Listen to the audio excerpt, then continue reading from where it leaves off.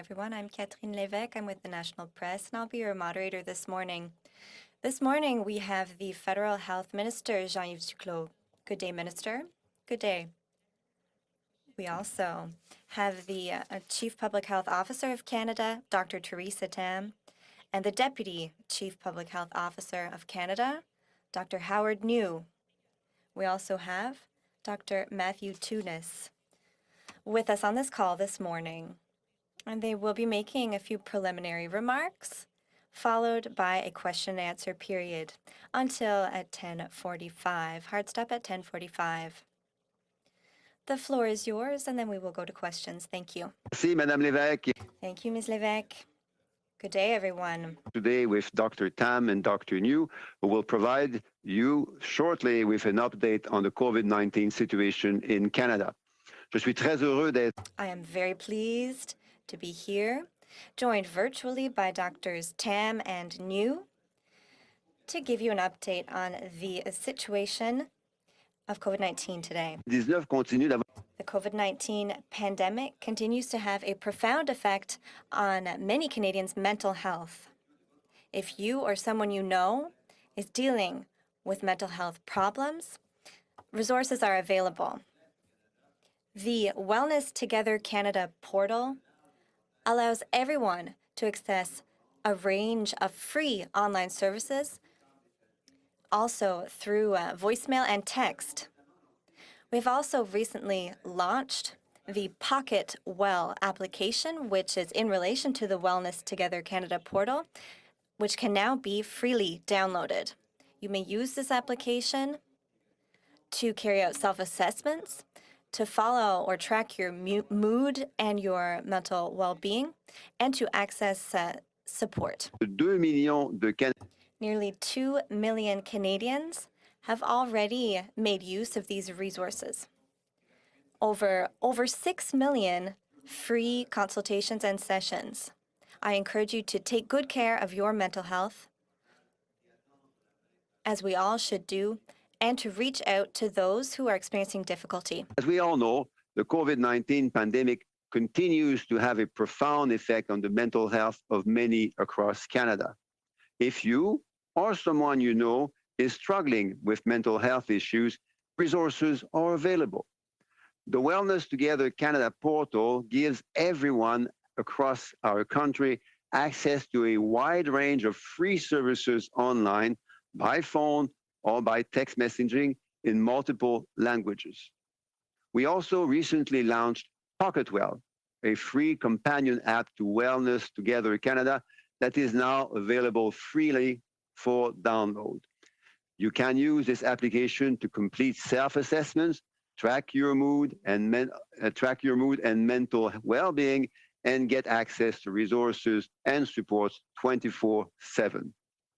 2 million Canadians have already used that support, with a total of almost 6 million free and confidential sessions. I encourage all of us to take care of our mental health and reach out to those that may be struggling. As we all know, the best tool to our fight against COVID-19 continues to be vaccination. So far, 82% of all Canadians of all ages have taken this important step and are now fully vaccinated. 48% have now received their booster dose, and close to 53% of children aged 5 to 11 have received their first dose. If you have not already done so, I urge you to make an appointment online or visit a vaccination clinic in your community as soon as possible. There are vaccines for everyone. It is a simple but very important way to protect ourselves, our kids, and our local healthcare services. As we know very well, the best tool in our fight against COVID-19 remains vaccination. To date, 84% of all eligible Canadians of all age groups have now taken this important step and are now fully vaccinated. 46% have received a booster dose, and over 53% of children aged 5 to 11 have received their first dose. If you have not already done so, I urge you to make an appointment online or to visit a vaccination clinic in your community as soon as possible. Vaccination is a simple but extremely vital way to protect yourself, your kids, and your local healthcare services. In conclusion, even if it seems as though the worst of Omicron is now behind us, we must all continue to exercise prudence, and we must all continue to respect public health advice. Of Omicron may be behind us, we all want to continue to exercise prudence and to follow public health advice. Thank you, merci, and doctors, over to you. Merci, Minister Duclos, and bonjour à toutes et à tous. Good day, everyone. Although daily reported cases remain at record high levels and continue to underestimate the true number of infections, multiple indicators suggest infections have peaked at the national level, including daily case counts, test positivity, the RT or effective reduction number, and wastewater surveillance trends. As of January the 26th, the 7-day average case count of over 19,000 cases reported daily is a 28% decrease compared to the previous week, and incidence is declining across all age groups. As well, although the latest 7-day average of lab test positivity remained high at 19%, it has been gradually decreasing in recent weeks, including by 14% compared to the previous week. This reassures us that individual efforts, including the layering of personal protections like masking and limiting in-person contacts, together with population-based public health measures to reduce contact rates, are helping to slow transmission and mitigate severe illness trends. Presently, lagging indicators are still rising. Over the same period, an average of close to 10,800 people with COVID-19 are being treated in our hospitals each day, including over 1,200 in intensive care units, and 168 deaths were reported daily. This is why it continues to be important to limit spread as much as possible. Getting up to date with the best available protection for COVID-19 vaccines substantially lowers the risk of severe illness. For those eligible, getting an mRNA booster has been shown to provide additional protection against infection, but most importantly results in very good protection against severe illness, resulting in hospitalization from Omicron. Health authorities in Canada have continued to monitor vaccine safety data from millions of COVID-19 vaccinations and regularly update vaccine recommendations. This week, Canada's National Advisory Committee on Immunization, or NACI, updated guidance on mRNA vaccination for children aged 5 to 11 years on Tuesday, and for adolescents aged 12 to 17 years today.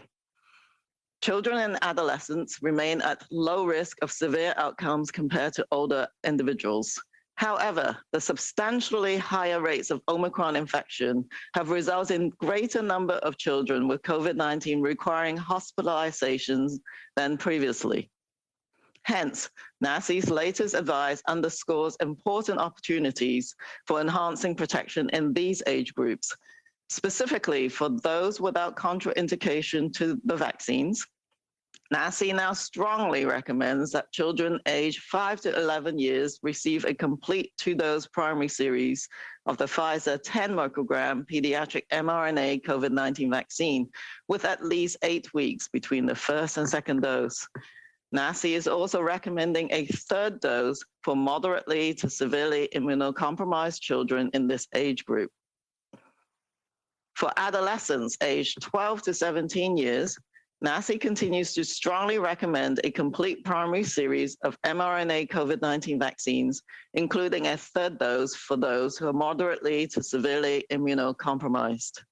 In addition, for adolescents who are at high risk due to biological and/or social risk factors, NACI now recommends a booster dose of an authorized mRNA COVID-19 vaccine may be offered at least 6 months after the completion of a primary COVID-19 vaccine series. These include adolescents aged 12 to 17 years who have an underlying medical condition that may put them at high risk of severe illness due to COVID-19, including those who are immunocompromised, and who have already received a 3-dose primary series. Those who are residents of congregate living settings, including shelters, group homes, quarters for migrant workers, correctional facilities, or those belonging to racialized or marginalized communities disproportionately affected by COVID-19. Up-to-date vaccination is recommended for better protection in all eligible people. This is particularly important for parents, guardians, and close contacts in order to help protect children and adolescents who can't be vaccinated or have conditions that place them at risk for severe outcomes. However, as no vaccine is 100% effective, it is important for everyone to continue to use personal protective measures, such as wearing a good quality, snug-fitting mask, avoiding crowding, and improving ventilation in indoor spaces. Thank you. Merci. Megwich. Bonjour à toutes. Good day, everyone. Although daily reported cases remain at record high levels and continue to underestimate the true number of infections, multiple indicators suggest infections have peaked at the national level, including daily case counts, test positivity, RT, which is the effective reproduction number, and wastewater surveillance trends. As of January 26th, the 7-day average case count was over 19,000 cases reported daily, and this is a 28% decrease compared to the previous week. And incidence is declining across all age groups. As well, although the latest 7-day average of lab test positivity remains high at 19%, it has been gradually decreasing in recent weeks, including by 14% compared to the previous week. This reassures us that individual efforts, including layering our personal protections like masking and limiting in-person contacts, together with population-based public health measures to reduce contact rates, are helping to slow transmission and mitigate severe illness trends. Presently, lagging indicators are still rising. Over the same period, an average of close to 10,800 people with COVID-19 were being treated in our hospitals each day, including over 1,200 in ICUs, and 168 deaths were reported daily. This is why it continues to be important to limit spread as much as possible. Getting up to date with the best available protection from COVID-19 vaccines substantially lowers the risk of severe illness. For those eligible, getting an mRNA booster has been shown to provide additional protection against infection, but most importantly, it results in very good protection against severe illness resulting in hospitalization from the Omicron variant. Health authorities in Canada have continued to monitor vaccine safety data from millions of COVID-19 vaccinations. And they regularly update vaccine recommendations. This week, NACI, Canada's National Advisory Committee on Immunization, updated guidance on mRNA vaccination for children aged 5 to 11 years on Tuesday, and for adolescents aged 12 to 17 years today. Children and adolescents remain at low risk of severe outcomes compared to older individuals. However, the substantially higher rates of Omicron have resulted in greater numbers of children with COVID-19 requiring hospitalization than previously. Hence, NACI's latest advice underscores important opportunities for enhancing protection in those age groups, specifically for those without contraindications to the vaccines. NACI now strongly recommends that children aged 5 to 11 years receive a complete 2-dose primary series of the Pfizer 10 microgram pediatric mRNA COVID-19 vaccine with at least 8 weeks between the first and second dose. NACI is also recommending a 3rd dose for moderately to severely immunocompromised children in this age group. For adolescents aged 12 to 17 years, NACI continues to strongly recommend a complete primary series of mRNA COVID-19 vaccines, including a third dose for those who are moderately to severely immunocompromised. In addition, for adolescents who are at high risk due to biological and/or social risk factors, NACI now recommends that a booster dose of an authorized mRNA COVID-19 vaccine may be offered at least 6 months after the completion of a primary COVID-19 vaccine series.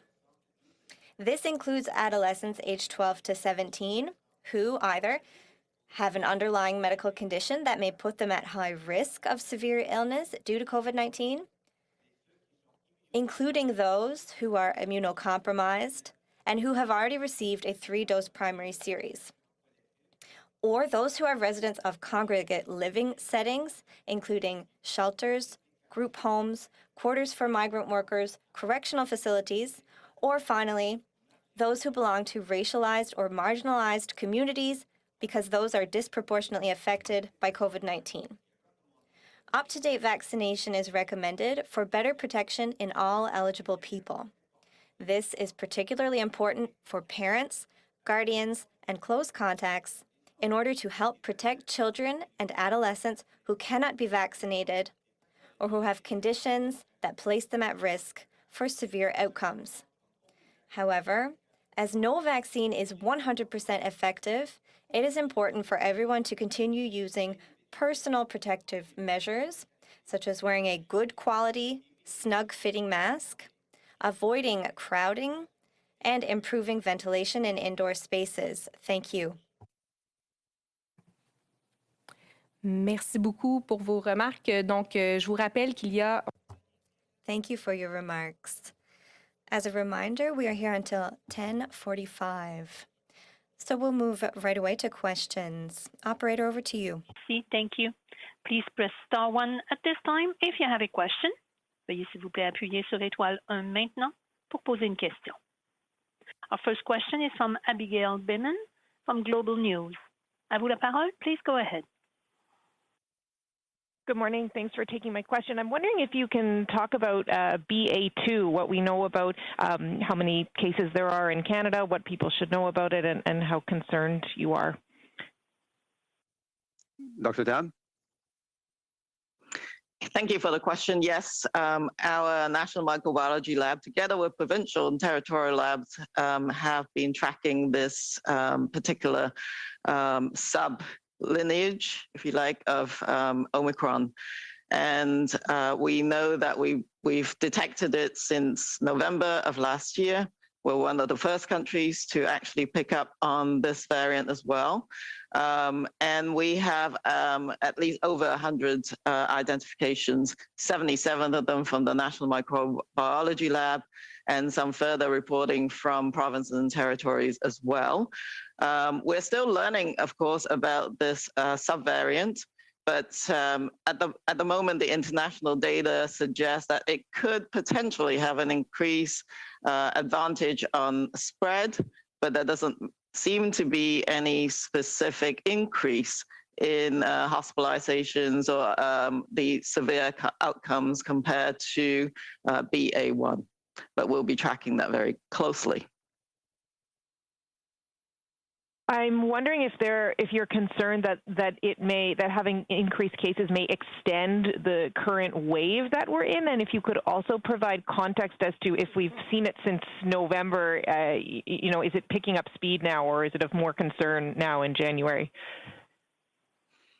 Well, we're still monitoring this very closely. The vast majority of our identifications are the BA.1, but that doesn't mean BA.2.2 couldn't pick up later on. There's always a possibility that could occur, but we don't actually know that yet. At the moment, it's really a BA.1 Omicron wave. Other countries have observed, I think, different trends. Some have seen increases, but not very much. And other countries such as Denmark have seen a greater increase, and that could be due to a number of factors, including whether it got introduced into a particular pocket of underprotected populations. So all of that is still being worked out. As I've said, getting to perhaps the peak is one thing, but coming down the other side of the wave includes a lot of people who could get infected, and some of them could potentially be infected with BA.2. Next question. Thank you. Notre prochaine question est de Christian Noël. Next question from Christian Noël from Radio-Canada. Good day, Mr. Duclos. The question is for you. It's on the trucker convoy approaching Ottawa. Can you tell me, what data do you have to show us that it is necessary to mandate for truckers to be vaccinated at the border? And if not, why have you not removed this measure?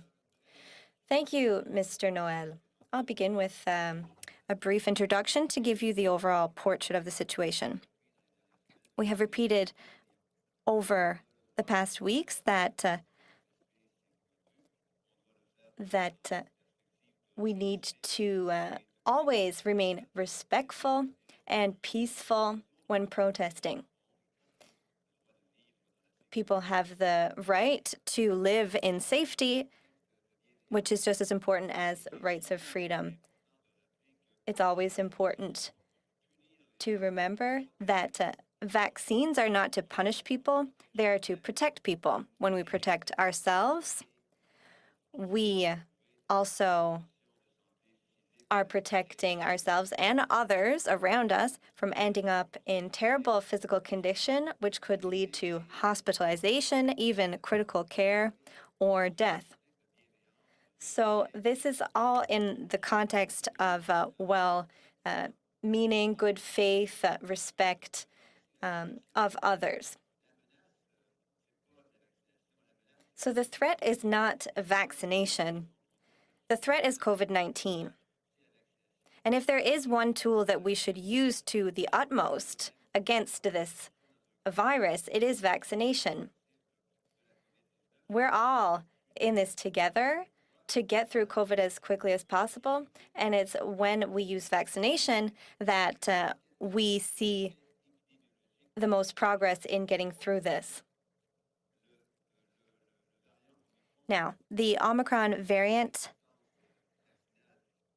has shown a certain resistance to vaccines, but vaccine effectiveness, especially the booster dose, has been shown over the past weeks.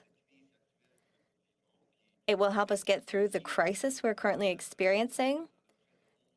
There are almost 11,000 Canadians in hospitals currently across the country. This is the highest we've ever seen since the beginning of the pandemic.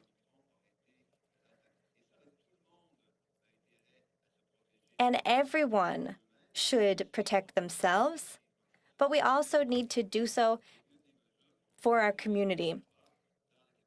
And we will continue to hammer this message home as a federal government to make sure that we all get through this crisis in a united way.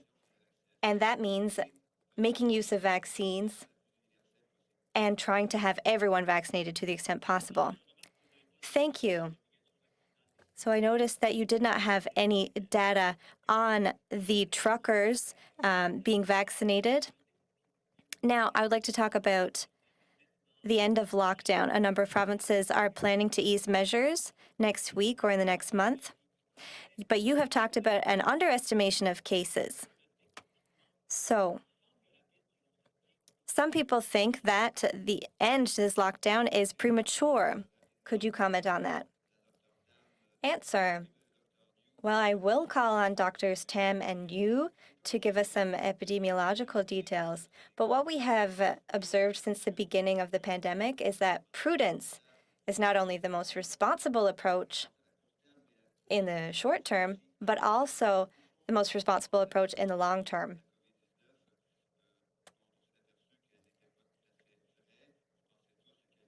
A few months ago, for example, we all thought that we were out of the woods. We thought that COVID would become an endemic, but then we saw that we were mistaken, and a variant of COVID-19 came up. COVID surprised us again. And regarding the current situation, in terms of health measures across the country, I will hand it over to Dr. New. Dr. New, well, thank you for the question. Here's what I can add to what Minister Duclos has already noted. What we see with the Omicron variant is we're not really looking at the infection rate. We are really looking at the severe consequences, such as hospitalization and the strain placed on the healthcare system across Canada. There's significant strain currently. We might be past the peak and we might be on the downward slope after Omicron, but as we've said this morning, a high number of cases are still possible even on that downward slope. So we need to keep an eye on what is going on the ground. And if public health measures start to be relaxed, including in allowing more contact between people, that must be done very prudently in all provinces and territories to keep infection rates down and to make sure that hospitalizations also are kept as low as possible. But we are optimistic, and there is reason for hope because it does seem that at the national level, at least, we are past the peak. So now it is more a question of keeping an eye at the local level on what is going on epidemiologically speaking. And if the epidemiology allows, then yes, measures can be relaxed. As long as trends are showing that downward slope, particularly for hospitalizations and more serious effects on healthcare systems. Thank you. Merci.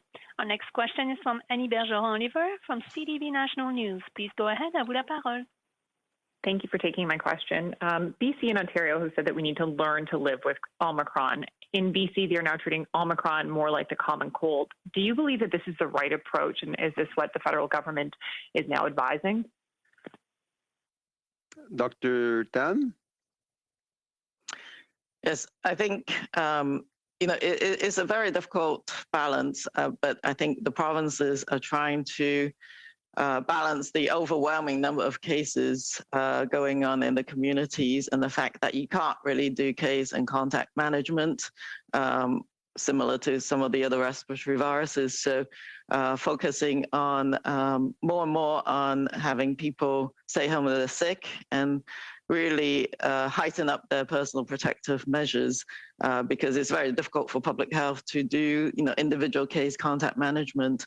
And so, and this, I think, was emphasized as being as the characteristics of this Omicron wave and how they're managing it.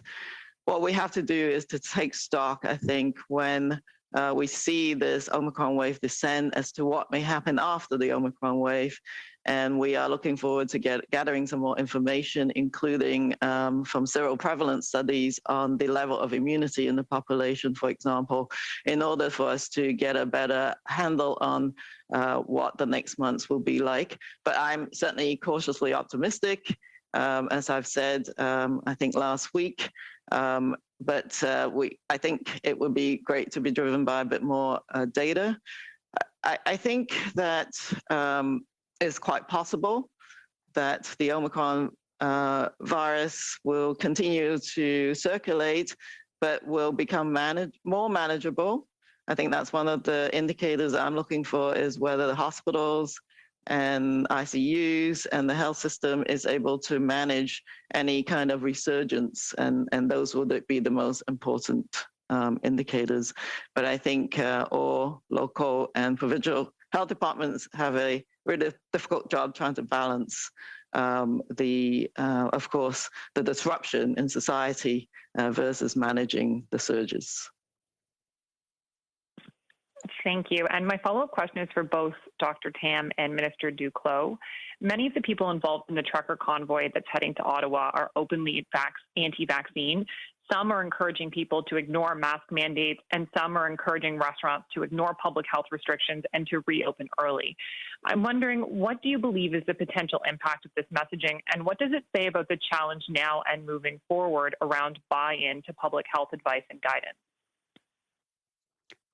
I may start and then turn to Dr. Tam for links between the public messaging, the actions that people take individually, and the impact of those actions on our collective ability to exit from COVID-19.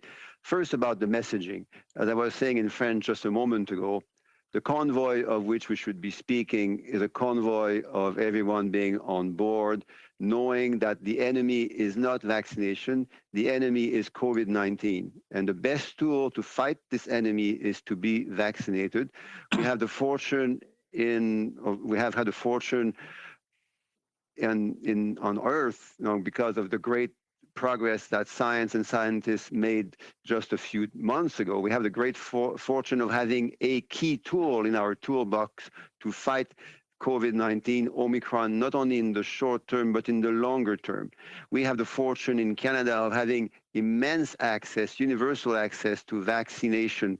And we have more doses than we need now to vaccinate everyone with a booster dose. So we have this fortune in Canada. But with this fortune comes a collective responsibility. We know we're all tired. We know it's sometimes a bit difficult to be mindful of the importance of following public health measures and being vaccinated. Vaccination is something that takes some time and may disrupt the agenda of a person or a family for some time. But now it's the only tool for which we know that there is a definite benefit, not only in the short and in the longer term. So the convoy is a convoy that we need to be on in a peaceful, respectful manner, looking forward to exiting from the crisis because of vaccination, an individual measure to protect each other, ourselves, but also a benevolent measure, a measure of unity to protect others, to protect other workers, to protect our supply chains, to protect our economy, and to protect all of the many workers and businesses that are currently affected because of the lockdown and public health measures at the particular time. Dr. Tam? Yes, I think it's throughout the pandemic, and certainly since the start of the vaccination program, it has been really important to address disinformation and using multiple means to do that, including debunking misinformation as rapidly as we can, and potentially doing pre-bunking, which is to prevent disinformation and misinformation before they even start. So I think that I'm particularly pleased yesterday, for example, when Science Up First, Children's Health Care Canada, and other experts as well came together to answer questions that parents have on kids' vaccination, for example. So providing experts they're out there to answer questions, very legitimate questions that people have about vaccines, and their safety in particular continues to be extremely important. And I think I want to emphasize that Canada does have one of the highest vaccination rates globally, and we certainly could boost our booster rates, but I just want to thank everybody, and including workers in the transportation sector who did roll up their sleeves and really get vaccinated. And for the small proportion of people who haven't got their vaccines, we do have to make sure they have access to vaccination programs, and also answer some very legitimate questions that may have, and continue to do so. And vaccinations are actually very important to maintain the business continuity of our critical infrastructures. Thank you. Okay, we have time for one more question. Just a reminder to keep your answers short, please. Thank you. Merci. Thank you. Our last question is from Mia Rabson from the Canadian Press. Please go ahead, à vous la parole. Hi, yes, Dr. Tam, I'm wondering if you can explain why NACI's advice did not go to all teenagers to get a booster shot, which is what the recommendation is in the United States. Thank you for that question. And I also have Dr. Tunis on the line from the NACI Secretariat as needed. But of course, NACI has been very thoughtful throughout this pandemic in terms of weighing out the risks and benefits. And right now, this is the off-label recommendation for the use of boosters in the adolescent age group. So a booster dose for the 12 to 17-year-old without the medical or social risk factors is not recommended due to the generally low risk of severe COVID-19 outcomes in adolescents who've received a complete primary series. And so I think that's partly the reason. But certainly for those with the higher risk conditions and circumstances, it is something that can be offered. And NACI will monitor the evolving science. This is their recommendation right now. That doesn't mean it couldn't shift, but they will monitor the evolving evidence and update the guidance as needed. They're also going to be looking at advice on recommending the timing of booster doses following an actual SARS-CoV-2 infection. So that might also come into play in terms of the decision on additional doses. And Dr. Tam, I can also add to that the committee is really underscoring also the importance of that primary series for all adolescents. So for those who have not yet been immunized, that would be an important action to take. And in general, we're seeing really good durability of the primary series, the first 2 doses, against even Omicron in Canada and also in other countries. So that's something that the committee is monitoring very closely. And we're working with provincial territorial surveillance partners to understand exactly what the risk of severe disease is in adolescents after the primary series. So far, the signals that we're seeing in general at the population level is that it is still holding up well. And as Dr. Tam mentioned, it's early days in this adolescent booster program. The evidence is just starting to come in from countries like Israel, who have already initiated a program. And while they are seeing some significant benefit, ascertaining exactly what that benefit will be is still hard to do at this point. So we'll learn more over time. And as we've seen with the pediatric recommendations for 5 to 11 this week that have evolved, and at this point, NACI is now strongly recommending that, there might be a point at which the program is extended more broadly, or it might be that for the majority of adolescents, there's actually not a need for a booster dose. So it's, I think, early days, but the committee is very actively monitoring the space. Thank you. I'm wondering if, just a quick follow-up to that, if you can clarify when you say that the doses are holding up well, if you mean to infection or severe disease. But my actual second question, Dr. Tam, obviously there is a large number of protesters arriving in Ottawa this weekend regarding vaccinations, particularly mandates for truckers at the border. I'm wondering if you could explain what data and science was used to decide that a vaccine mandate at the border needed to be go further and stop exempting certain people, including truckers, and what tracking we're doing to see what impact that mandate is actually having on both the spread of Omicron or COVID in general, and on getting people vaccinated. So, did you want to go first, Matt? Yeah, sure. I'll go first. Just to clarify, against severe disease. So the primary series continues to perform well. We're seeing in the 75 to 80% range of protection against severe disease from Omicron in Ontario. That's very similar to what's being observed in other countries as well. And there does seem to be an incremental benefit of booster doses on top of that. But in the adolescent age group, we don't yet know what that incremental benefit would be. And it might be actually that the adolescents are protected very well and maybe are at that top end of that severe disease protection. And they continue to generally be at low risk of severe disease from infection overall. So you'll see a priority focus of NACI in their recommendations around severe disease, understanding that at this point, in the pandemic, that continues to be the priority objective, is trying to focus programs around minimizing severe disease. Infection is also always welcomed if we can prevent that, but it's not the emphasis of the program. Yes, and on the border measures, of course, no layers of border measures are completely effective. I always think of the Swiss cheese analogy, where every slice of Swiss cheese have some holes, and then layering on those protections are some of the approaches at the border. And vaccination and the requirements has formed a very significant layer of our border strategy overall. And that's with the improved availability and the access to vaccinations. I think you've seen that the government has increased those vaccine requirements as time goes by, because we just know how effective vaccines are.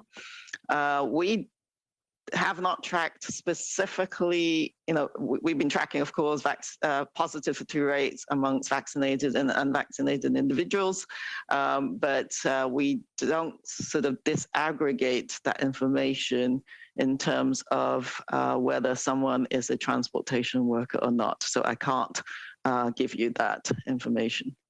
And just a last word based on what we've just heard, which most of us had heard and had understood earlier. We're all on the same convoy to exit COVID-19. And we know that the best road to do that is the vaccination road. We understand now there is frustration around COVID-19, but we also know that the only way to exit COVID-19 is to get vaccinated. Okay, and on these words, I'm told this is all the time we have. So this ends the press conference. Thank you very much for your participation. Merci beaucoup pour votre participation et bon week-end. Have a good weekend.